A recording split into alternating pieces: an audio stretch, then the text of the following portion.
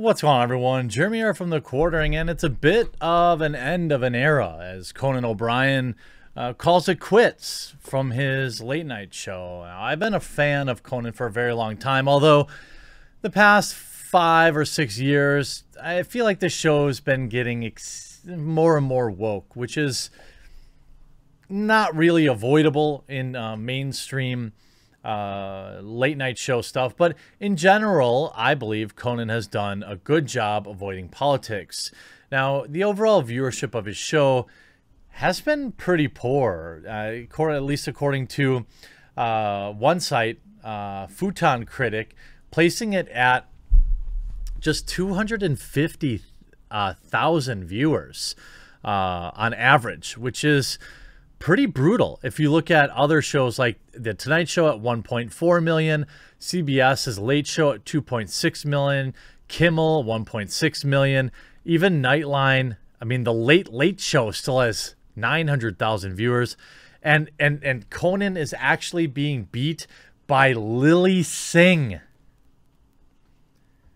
Now, granted, Conan is on cable and Lilly's on public access, and probably people watching NBC have long fallen asleep, but that's not exactly the way I wanted Conan to go out. I thought Conan had received probably the rawest of deals when he was given The Tonight Show, and Jay Leno decided that, well, even though he was going to retire, that he really didn't want to retire, he completely screwed Conan O'Brien, something that really only David Letterman has ever stood up for Conan against. You know, he got completely boned. They put Jay Leno right before him, and he didn't really have any choice but to leave. And I thought he would have been an excellent host of The Tonight Show, but I can probably understand why he felt like he didn't want to do it anymore after that. Imagine basically making it to the highest high for a late night show host. I don't know how I would describe it to any of us normies, but maybe it'd be like making the NFL, being named a starting quarterback of a Super Bowl team, and then being told that you're on the practice squad. And just, I can't imagine. Now, some of my all-time favorite bits were early Conan, the Pimp Bot days, and the Triumph, the comic insult dog. I always liked Andy, but again, he's become, now that they've moved to California, they've been extraordinarily tainted, I think. And the show's lost a lot of its edginess that used to make it good. Can't honestly say I've wanted to tune in to Conan for a very long time. And it looks like with just 251,000 nightly viewers, even this channel that you're watching right now, The Quartering, gets more viewers than that every day. I average more than double the viewers of Conan O'Brien, and that's not right. Now, granted, YouTube is free and mobile, and by the way, if you enjoy my coverage on this channel, I hope that today will be the day you click that red subscribe button down below, because it's very difficult to find my videos in the way that YouTube buries them amongst mainstream media, especially on this topic. I guarantee if you search Conan Quits, it probably won't even be in the first 10 pages, even though it may receive far more views than boring news networks like CNN or Fox. Ultimately, Conan said now that he is going to go to HBO Max, which I think is an even worse move. But let's read. Conan O'Brien will end his late night series Conan on TBS next year, but he's not leaving the Warner Family Media. He will then launch a new weekly variety series on HBO Max. Conan will end in June of 2021, concluding a 10-year run where there were no further details on the upcoming HBO Max series. When it would premiere, his Conan Show Without Borders travel specials will continue as soon as it's safe to travel again. TBS had previously renewed Conan through 2022. He says, quote, "In 1993, Johnny Carson gave me the best advice of my career.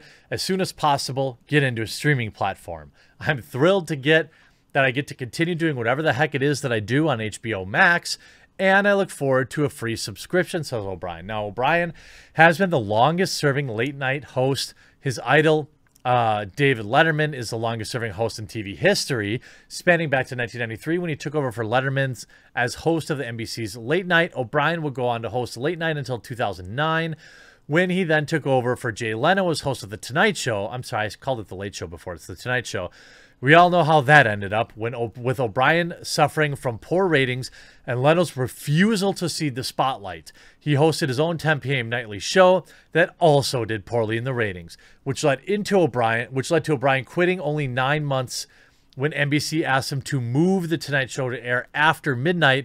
After a hiatus of almost a year, O'Brien landed at TBS. 28 years is a monumental achievement in late-night television, said Brett Whites, general manager for TNT, TBS, and True TV. We're incredibly proud of the groundbreaking work Conan and his team have accomplished during 10 years at TBS. Conan's unique brand of energetic, relatable, and at times absurdist comedy has changed late-night audiences for nearly 3 decades. Now, I love early Conan. Some of the best all-time interviews are early Conan and Norm Macdonald, where they're just riffing on each other, and Norm making Conan exceedingly uncomfortable. Look up the interview, Norm Macdonald, Courtney Thorne Smith. Just an absolute classic. Or if you watch The Moth Joke, as told by Norm Macdonald on Conan O'Brien. These are shows that, you know, or forever, that I'll go up and I'll rewatch it every once in a while because it's that funny. Conan pretty much has become relatively stale, and being on a cable network over the past few years hasn't done much to help him, you know, kind of extend his reach. And he's probably feeling that. He's probably feeling a little bit like, what am I even bothering? Here in this article, he says, with the announcement, Full Frontal with Samantha Bee will be the solo late night show on TBS. Gross. That show is trash. O'Brien famously came to TBS in 2010 from NBC. There he had hosted Late Night with O'Brien. I thought he had a comment. You know, news of the end of Conan on TBS has come as cable industry faces increasingly stiff competition from streaming services. Multiple media giants such as NBC Universal and Disney have undergone restructuring in the past year to emphasize on streaming. Now, I don't know if Conan really felt like it was better to burn out than to fade away, but you know, the idea that he's only getting 250,000 nightly viewers is probably reason enough, I think, why he probably quit. He probably figured, what's the point? Nobody's watching anymore. I mean, he's got his podcast now, which he's done. He still has some funny bits like his Clueless Gamer set, and which is hit or miss.